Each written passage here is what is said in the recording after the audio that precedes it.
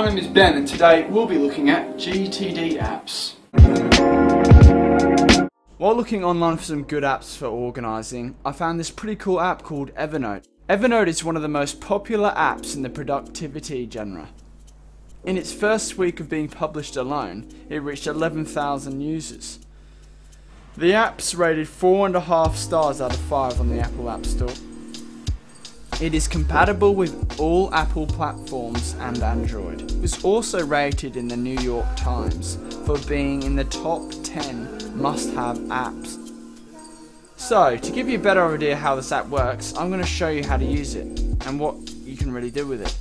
At the top of the screen there are 3 shortcut buttons for making notes. You can do a text note, take a photo, or scan a document. The camera button is basically for just taking any normal picture. Maybe you saw a dress you like at a store and you want to remember it. The scan a document button basically tailors your camera on your phone to take quality photos of documents using a high resolution picture. And they pick up really well. You can even take pictures of your computer screen and it comes out quite well. Although I do recommend taking the flash button off. The quality is bad with the flash on. So here's what it looks like when you take a note. It's mainly used here for typing down or jotting down notes, but you also have the option of taking a photograph or recording your voice.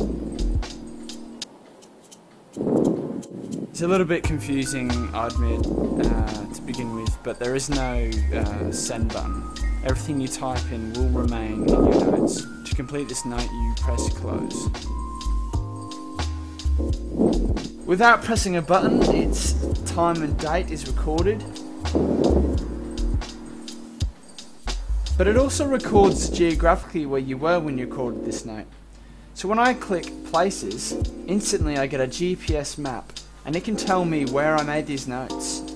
For instance, all my notes from work are here, where I work. How convenient. Having used this app, I definitely have the feeling that it's designed for very busy people who need a platform to hold hundreds of notes on their mobile app. It's basically a diary. And they have done a very good job of tailoring this app for these people. You can create notebooks, which I've found great for organising all my notes. As you can see here, I have a notebook for my bills, a notebook for university assignments, etc. Another cool thing you can do here is share your notebooks with other people by creating a public link so people can view it on a URL or Facebook or Twitter and other social media outputs. Or you can send it to an individual contact in your phone book, whatever's easier for you. However, the person needs to register with Evernote in order to view it, which isn't really a problem because this app basically works on every other app anyway. You do have a limit, however, on how much you can store on your phone. Because all the notes are accessible online through iCloud, you get a monthly upload allowance of 60 megabytes on the free version. For people just using it as a memory jotter for notes and occasional web clips, then this should be fine for you. But if you need this app for scanning a lot of documents, then for a month this probably won't cut it for you. The premium upgrade is a bit expensive. It's $5.49 for the month and $46.99 for the year. For the premium, you get a big increase in what you can upload by a whole gig a month. And that's more than you'll ever need. Another cool thing about this is you can cooperate with other users on joint notebooks online, and this is only on the premium version. But it's a very useful tool for people working on projects together. Having used this app, I would say that if you're avoiding to spend money, then you can get away with using the free version because all the functional components of the app are still the same. But if you have the money and you are very serious about using this app, then I do recommend paying.